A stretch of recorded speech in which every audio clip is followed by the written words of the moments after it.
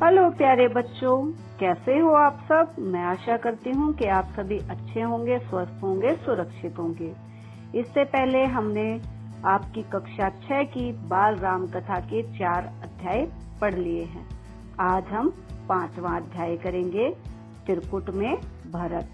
जैसा कि आप जानते हैं कि इससे पहले हमने पढ़े थे 2 वचन, जिसमें कैकेयी ने राम के लिए वनवास मांगा था, और फिर अगला चैप्टर था जो हमारा राम का वनगमन, तो उसमें वो वन में चले गए थे। अब आगे की यात्रा यानी कि आगे की रामायण की कथा को हम पढ़ते हैं। चलिए शुरू करते हैं। भरत कैकेयी राज में थे। कैकेयी राज कौन सा था? रानी कैकेयी जहाँ की पुत्री थी वो कैकेयी राज्य था। और भरत अपने मामा के घर गए हुए थे शादी के बाद, आपने जाना ही था। तो वो तो आए ही नहीं थे, तब तक राम वनवास में चले गए थे। तो ये उसी घटना के बारे में बता रहे थे अपनी ननिहाल में। ननिहाल क्या होता है? जो हमारे नाना जी का घर होता है। अयोध्या की घटनाओं से सर्वथा अनभिज्ञ, यानी कि उनको अयोध्या में जो घटनाएं घटी, कौन सी घटना? जो 2 वचन कैकेयी ने मांगे थे और जिसके कारण राम वनवास गए थे और भरत को राज्य मिला था, इन सब घटनाओं के बारे में उनको नहीं पता था, लेकिन वे चिंतित थे। उन्होंने एक सपना देखा था, पर उसका अर्थ पूरी तरह समझ नहीं पा रहे थे। संगी साथियों के साथ बातचीत में उन्होंने कहा, मैं नहीं जानता कि उसका क्या अर्थ है, पर सपने से मुझे डर लगने लगा है। मैंने देखा कि समुद्र सूख गया, चंद्रमा धरती पर गिर पड़े, वृक्ष सूख गए, एक राक्षसी पिता को चीख कर ले जा रही है। वे रथ पर बैठे थे, रथ गधे खींच रहे हैं। जिस समय भरत मित्रों को अपना सपना सुना रहे थे, ठीक उसी समय अयोध्या से घुड़सवार दूत वहां पहुंचे। प्यारे बच्चों, पुराने समय में जो हम जैसे अब फोन करते हैं, मैसेज करते हैं, तो ये सुविधा तो थी नहीं। तब जो है घुड़सवार जाते थे संदेश लेकर एक राज्य से दूसरे राज्य में। घुड़सवारों ने छोटा रास्ता चुना था। आप समझ ही गए होंगे छोटा रास्ता क्यों चुना था, क्योंकि राम तो वनवास चले गए थे और जो राजा दशरथ थे उनका स्वर्गवास हो गया था राम के वियोग में। तो भरत को ही उनका अंतिम संस्कार करना था और भरत को राज्य भी संभालना था, इसलिए दूत उनके पास जल्दी जाने के लिए छोटे रास्ते से गए। जल्दी पहुंचने के लिए भरत को संदेश मिला। वे तत्काल अयोध्या जाने के लिए तैयार हो गए। ननिहाल में भरत का मन नहीं लग रहा था, उचट गया था। वे अयोध्या पहुंचने को उतावले थे। जो मन उचटना है बच्चे, अभी आप बच्चे हो, जब आप बड़े हो गए, आप कभी कहीं आपका मन नहीं लगता, बेचैन होते हो, आपको लगता है कि हमें वहाँ पे जाना चाहिए। कई बार बोलते हो ना, आप मामा के घर जाना है या मामा के घर से अपने घर, तो वो जो बेचैनी होती है उसे मन उचाट करना बोलते हैं। चलिए आगे देखते हैं। कैकेयी राज ने भरत को विदा किया। कैकेयी राज कौन थे? जो कि भरत के नाना थे। 100 रथों और सेना के साथ उन्हें घुड़सवारों से अधिक समय लगा, लंबा रास्ता पकड़ना पड़ा, क्योंकि घुड़सवार तो भागे चले आए घोड़े पे, लेकिन वो लंबे रास्ते से गए। उनके पास 7 सेना थी, बहुत सारे रथ थे, इसलिए सेना और रथ खेतों से होकर नहीं जा सकते थे। वे 8 दिन बाद अयोध्या पहुंचे, नदी पर्वत लांघते, थके हुए और चिंतित। भरत ने अयोध्या नगरी को दूर से देखा। नगर उन्हें सामान्य नहीं लगा, बदला बदला सा लगा। अनिष्ट की आशंका उनके मन में और गहरी हो गई। यह मेरी अयोध्या नहीं है, क्या हो गया है इसे? उन्होंने पूछा। सड़कें सूनी हैं, बाग बगीचे उदास हैं, सब लोग कहाँ गए? वे तुमुल नाद कहाँ हैं? पक्षी भी कलरव नहीं कर रहे। इतनी चुप्पी क्यों? किसी ने भरत के प्रश्न का उत्तर नहीं दिया, क्योंकि भरत को नहीं बताया गया था कि राम को वनवास मिला है। नगर पहुंचते ही भरत सीधे राजभवन गए, महाराज दशरथ के प्रासाद की ओर। महाराज वहां नहीं थे। फिर वे कैकेयी के महल की ओर बढ़े। माँ के आगे बढ़कर पुत्र को गले लगा लिया, परंतु भरत की आंखें पिता को ढूंढ रही थी। उन्होंने माँ से पूछा, पुत्र, तुम्हारे पिता चले गए हैं। आप समझ गए कहाँ? उनके पिता का स्वर्गवास हो गया था ना। तो उनकी माँ बता रही है, वहां जहाँ एक दिन हम सबको जाना है, उनका निधन हो गया। प्यारे बच्चों, जैसे जन्म निश्चित है, जिसका जन्म हुआ है उसकी मृत्यु भी निश्चित है। जिसने जन्म लिया है उसका निधन अवश्य ही होगा। तो चलिए, एक माँ अपने बच्चे को समझा रही है कि अब उनके पिता नहीं रहे। आगे देखते हैं। भरत यह सुनते ही शोक में डूब गए, क्योंकि वो उनके पिता थे। अगर पिता का साया सर पे नहीं रहेगा, शोक क्या होता है? दुख। तो वो बहुत ही अधिक दुखी हो गए। पछाड़ खाकर गिर पड़ी, यानी कि विलाप करना क्या? दुख से रोना और गिर जाना, बेहोश होके विलाप करने लगे। माँ कैकेयी ने उन्हें उठाया, ढांढस बंधाया, यानी कि धीर बंधाते हैं ना, संभालने को कहते हैं कि खुद को संभालो, उसको कहते हैं ढांढस बंधाना। कहा, उठो पुत्र, यशस्वी कुमार शोक नहीं करते। तुम्हारा इस प्रकार दुखी होना उचित नहीं है, राजगुणों के विरुद्ध है। अपने आप को संभालो। उनकी माँ ने उनको क्या कहा कि राजकुमार जो है वो ऐसे नहीं करते, लेकिन पिता तो पिता होते हैं, चाहे वो राजकुमार का हो या किसी गरीब का। अपने पिता की मृत्यु का तो सभी को दुख होता है ना। चलिए आगे देखते हैं। क्या से क्या हो गया? कौन कह रहा है? ये भरत यह मानकर चल रहे थे कि पिता राज्याभिषेक की तैयारी में व्यस्त होंगे। सब कुछ उल्टा हो गया। उन्होंने मेरे लिए कोई संदेश दिया? भरत ने माँ से पूछा। नहीं, अंतिम समय में उनके मुंह से केवल 3 शब्द निकले, हे राम, हे सीता, हे लक्ष्मण। अंतिम समय में क्या बोला दशरथ ने? केवल 3 ही शब्द बोले। कौन से थे वो? हे राम, हे सीता, हे लक्ष्मण। ऐसा क्यों? क्योंकि वो तीनों ही उनको छोड़कर चले गए थे वनवास में। तुम्हारे लिए कुछ नहीं कहा। भरत व्याकुल थे। अब भरत और व्याकुल हो गए, बेचैन हो गए, क्योंकि उनके लिए उनके पिता ने कोई भी संदेश नहीं छोड़ा था। विकलता बढ़ती ही जा रही थी। वह तुरंत राम के पास जाना चाहते थे। महाराज ने उन्हें वनवास दे दिया है 14 वर्ष के लिए। सीता और लक्ष्मण भी राम के साथ गए हैं। कैकेयी ने भरत का मन पढ़ते हुए कहा, क्योंकि अब जो भरत थे वो अपने बड़े भाई से मिलना चाहते थे कि ऐसा क्या हुआ, क्या हो गया उनके पिता को, ऐसा क्यों है सब अयोध्या नगरी में। तो इसके जवाब में जो उनकी माता थी कैकेयी, उन्होंने उनको बताया कि राम जो है वो वनवास चले गए हैं लक्ष्मण और सीता के साथ।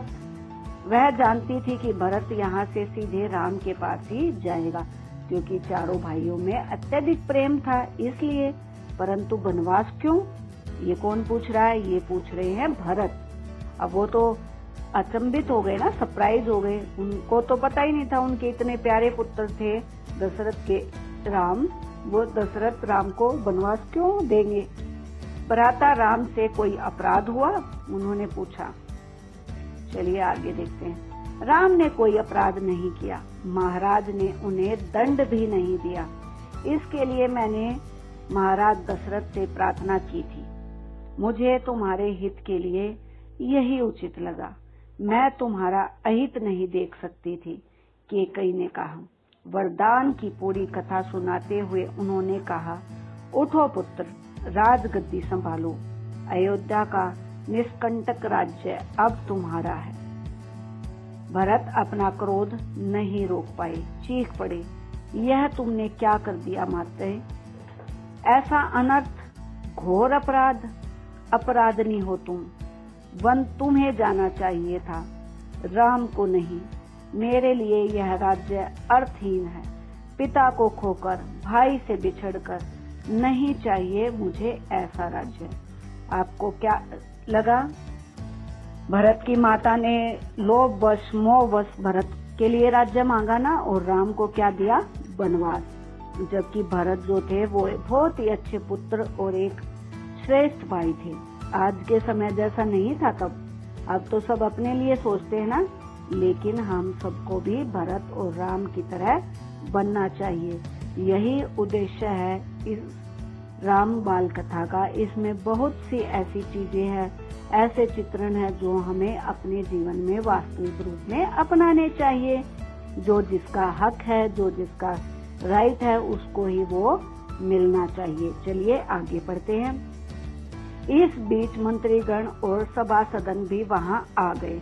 भरत बोलते रहे, तुमने पाप किया है माते। वो अपनी माँ को बोल रहे हैं क्योंकि उनको लग रहा था कि जो उनकी माता ने किया वो गलत था, और वो गलत था भी। इतना साहस कहाँ से आया तुम में? किसने तुम्हारी बुद्धि भ्रष्ट की? आप समझ गए। भरत जो केकई है वो तो राम को प्यार करती थी, लेकिन ऐसा क्यों किया उसने? किसी ने उसको बहकाया है। आपने पता है ना किसने बहकाया? उसकी दासी ने। उल्टा पाठ किसने पढ़ाया? यह अपराध अक्षम्य है, यानी कि क्षमा करने योग्य नहीं है। मैं राजपद नहीं ग्रहण करूंगा। तुमने ऐसा सोचा कैसे? सभासदों की ओर मुड़ते हुए भरत ने हाथ जोड़कर कहा, आप भी सुन ले। मेरी माँ ने जो भी किया है उसमें मेरा कोई हाथ नहीं है। मैं राम की सौगंध खाकर कहता हूँ, मैं राम के पास जाऊंगा, उन्हें मनाकर लाऊंगा, प्रार्थना करूंगा कि वे गद्दी संभाले, मैं दास बनकर रहूंगा। भरत बहुत उत्तेजित हो गए थे, स्वयं पर नियंत्रण नहीं रख सके। बोलते बोलते उनकी सांस उखड़ने लगी। वे चकराकर धरती पर गिर पड़े। क्यों? क्योंकि उनको अपनी माँ पर अत्यधिक गुस्सा आ रहा था। उनकी माँ अगर ये गलती नहीं करती तो उनके पिता, उनके भाई, उनको अलग नहीं होना पड़ता। इसलिए भरत को गुस्सा आ गया था। चलिए आगे देखते हैं। सुध बुध लौटी तो भरत रानी कौशल्या के महल की ओर चल पड़े। कौशल्या कौन थी? राम की माता। उनसे लिपटकर बच्चों की तरह बिलख कर रोए, उनके चरणों में गिर पड़े। कौशल्या आहत थी। उन्होंने कहा, पुत्र, तुम्हारी मनोकामना पूर्ण हुई। तुम जो चाहते थे हो गया। राम अब जंगल में है, अयोध्या का राज तुम्हारा है। मुझे बस एक दुख है, कैकेयी ने राज लेने का जो तरीका अपनाया वह अनुचित था, निर्मम था। तुम राज करो पुत्र, पर मुझ पर एक दया करो, मुझे मेरे राम के पास भिजवा दो। भरत ने रानी कौशल्या से क्षमा मांगी, सफाई दी। रानी कैकेयी के व्यवहार पर गलानी व्यक्त की। गलानी क्या होती है? जो दुख घृणा हम फील करते हैं वो। कहा, राम मेरे प्रिय अग्रज है। अग्रज कौन है? बड़े भाई। मैं उनका अहित सोच भी नहीं सकता। मैं निरपराध हूँ, यानी कि मैंने कोई गलती नहीं की। ये सब जो हुआ वो भरत को तो पता भी नहीं था, तो वो यही बता रहे हैं माता को, क्योंकि उनको तो लगा कि उनकी माँ ने कहा है तो उन्होंने भी किया होगा, लेकिन ऐसा कुछ नहीं था। कौशल्या ने भरत को क्षमा कर दिया, उन्हें गले से लगा लिया। भरत सारी रात फूट फूट कर रोते रहे। किसके साथ? कौशल्या के साथ, माँ के साथ। सुबह तक शत्रुघ्न को पता चल गया कि कैकेयी के कान किसने भरे। मंथरा अयोध्या के घटना खबर क्रम से घबरा गई थी, छिप गई। कुछ दिनों से उसे किसी ने नहीं देखा था। कौन सा घटनाक्रम? जो ये वनवास वाला घटनाक्रम हुआ। तो अब पता तो चलना ही था कि किसने कान भरे हैं कैकेयी के। भरत और शत्रुघ्न राम को वापस लाने पर मंत्रणा कर रहे थे। मंत्रणा क्या होती है? मंत्रियों के साथ विचार विमर्श। तभी शत्रुघ्न की दृष्टि बचाकर निकलती मंथरा पर पड़ी। उन्होंने लपक कर उसके बाल पकड़ लिए, खींचते हुए भरत के सामने लाए। भरत को दासी की भूमिका बताई। शत्रुघ्न उसे जान से मार देने पर अदम थे।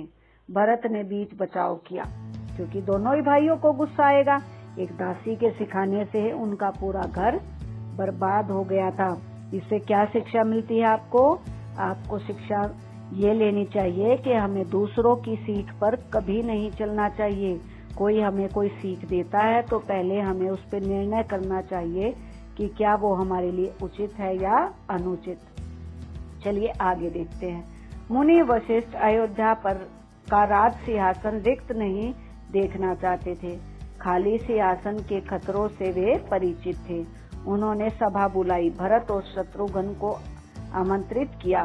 भरत से कहा, वत्स, तुम राजकाज संभाल लो। पिता के निधन और बड़े भाई के वन गमन के बाद यही उचित है। भरत ने ऋषि का आग्रह अस्वीकार कर दिया। बोले, मुनिवर, यह राज्य राम का है, वही इसके अधिकारी है। मैं यह पाप नहीं कर सकता। हम सब वन जाएंगे और राम को वापस लाएंगे। वन जाने के लिए सभी तैयार थे। भरत ने सबके मन की बात कही थी। सबकी इच्छा थी कि राम अयोध्या लौटे। चलिए आगे देखते हैं। लौट आए। अगली सुबह भरत सभी मंत्रियों और सभासदों के साथ वन के लिए चले। गुरु वशिष्ठ साथ थे, नगरवासी भी थे। अयोध्या की चतुरंगी सेना तो थी ही। राम तब तक गंगा पार कर त्रिकुट पहुंच गए थे। वहां एक आश्रम था, ऋषि भारद्वाज का। गंगा यमुना के संगम पर राम आश्रम में नहीं रहना चाहते थे, ताकि ऋषि को असुविधा न हो। ऋषि ने उन्हें एक पहाड़ी दिखाई, सुंदर स्थान, सुरमय दर्शन, पर्णकुटी वहीं बनाई गई। भरत को सूचना मिल गई थी, वे त्रिकुट ही आ रहे थे। पूरे दल बल के साथ सेना के चलने से आसमान धूल से अट गया। हर ओर कोलाहट। वे श्रृंगवेरपुर पहुंचे।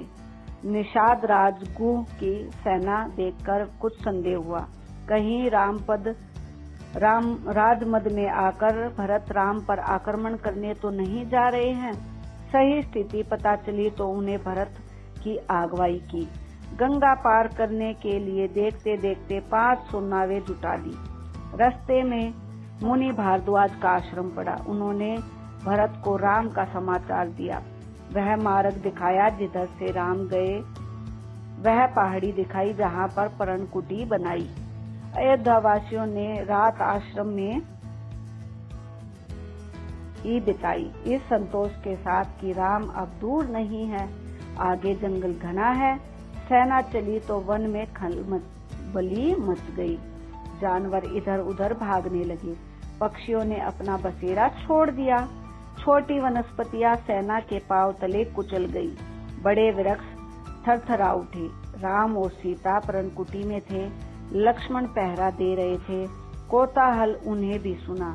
वे एक ऊंचे पेड़ पर चढ़ गए, देखने के लिए कि मामला क्या है। लक्ष्मण ने देखा कि विराट सेना चली आ रही है। सेना का ध्वज जाना पहचाना था, अयोध्या की सेना थी। वे उत्तर की ओर से आगे बढ़ रहे थे। लक्ष्मण ने पेड़ से ही चीख कर कहा, भैया, भरत सेना के साथ इधर आ रहे हैं। लगता है वे हमें मार डालना चाहते हैं, ताकि एक छतर राज कर सके। राम कुटी से बाहर आए। लक्ष्मण को ऐसा क्यों लगा?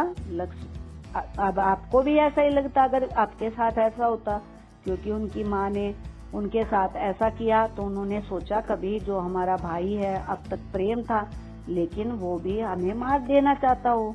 लेकिन वास्तविकता ऐसी नहीं थी।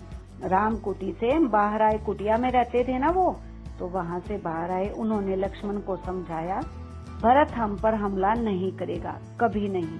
वह हम लोगों से भेंट करने आया रहा होगा। राम ने कहा, क्यों? क्योंकि राम को अपने भाई पर पूरा विश्वास था कि एक भाई अपने भाई पर हमला नहीं करेगा।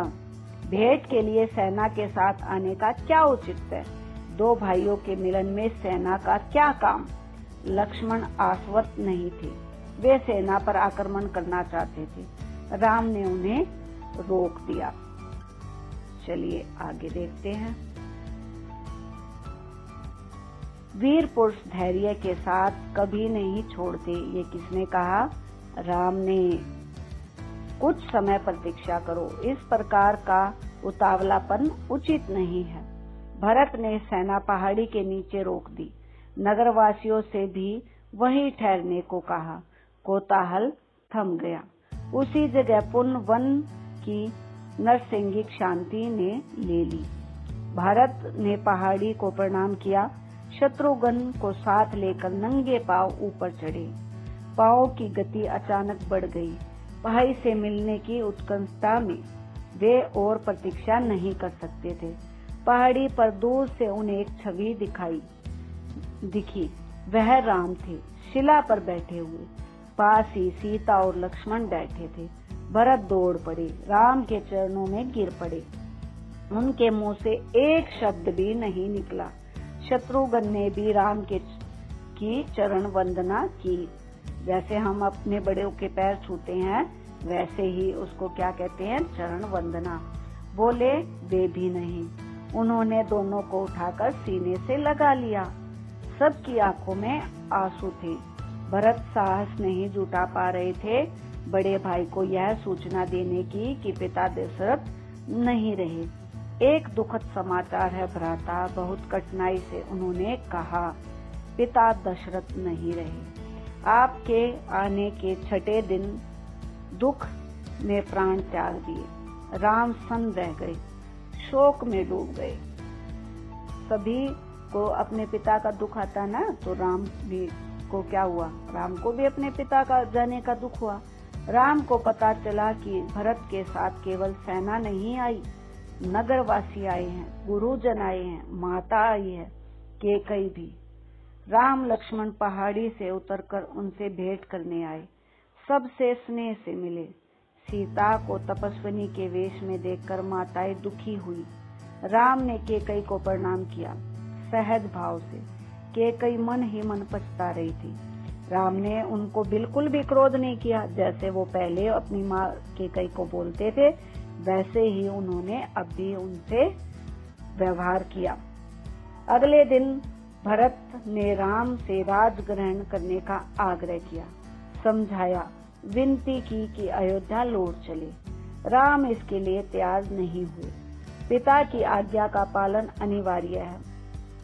पिता की मृत्यु के बाद मैं उनका वचन नहीं तोड़ सकता। भरत को राजकाज समझाया, कहा कि अब तुम ही गद्दी संभालो, यह पिता की आज्ञा है।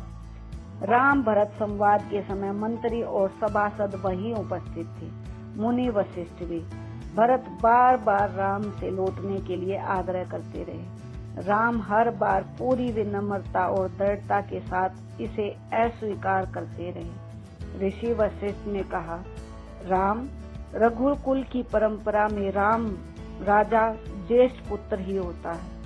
तुम्हें अयोध्या लौटकर अपना दायित्व निभाना चाहिए, इसी में कुल का मान है। चलिए आगे देखते हैं। राम ने बहुत संयत स्वर में कहा, चाहे चंद्रमा अपनी चमक छोड़ दे, सूर्य पानी की तरह ठंडा हो जाए, हिमालय शीतल न रहे, समुद्र की मर्यादा भंग हो जाए, किंतु मैं पिता की आज्ञा से विरक्त नहीं हो सकता।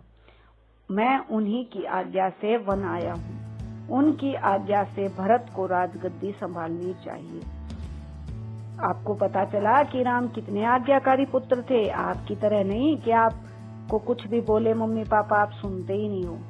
तो आपको भी अपने माता पिता की ऐसे ही इज्जत करनी चाहिए, समझे आप।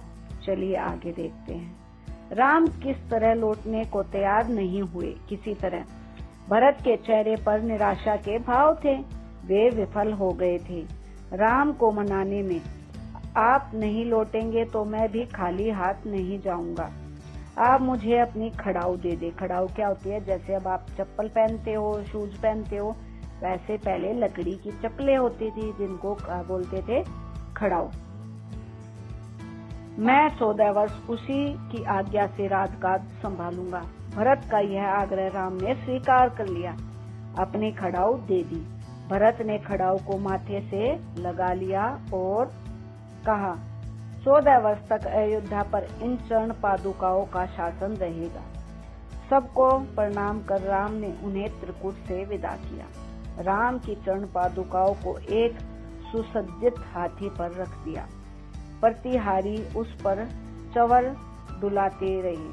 चवर डुलाना क्या होता है, जैसे अब हवा करते हैं ना, आप कभी गुरुद्वारे में गए हैं, वहाँ पे वो हिलाते रहते हैं, देखा है ना पंखी सी, वही चवर है। अयोध्या पहुंचकर भरत ने पादुका पूजन किया। कहा, ये पादुकाएं राम की धरोहर है, मैं इनकी रक्षा करूंगा, इनकी गरिमा को आँच नहीं आने दूंगा। भरत अयोध्या में कभी नहीं रुके, तपस्वी के वस्त्र पहने और नंदीग्राम चले गए। जाते समय उन्होंने कहा, मेरी अब केवल एक इच्छा है, इन पादुकाओं को उन चरणों में देखूं जहां इन्हें होना चाहिए। मैं राम के लौटने की प्रतीक्षा करूंगा 14 वर्ष। यहाँ पे हमारा जो ये अध्याय है ये समाप्त होता है। ये देखिए, इस पिक्चर में दिख रहे हैं आपको, राम है और ये है भरत जिन्होंने चरण पादुका ली हुई है। इससे आगे का अध्याय हम नेक्स्ट वीडियो में पढ़ेंगे और इस पाठ के जो प्रश्न उत्तर है वो भी हम नेक्स्ट वीडियो में पढ़ेंगे। प्यारे बच्चों, आपको भी अपने जीवन में इन सद्गुणों को अपनाना चाहिए, माता पिता की आज्ञा का पालन करना चाहिए, अपने बहन भाइयों से प्यार के साथ रहना चाहिए, अपने जीवन में राम के चरित्र को अवश्य ही अपनाना चाहिए। मिलते हैं नेक्स्ट वीडियो में, तब तक अपना ध्यान रखिए। Take care.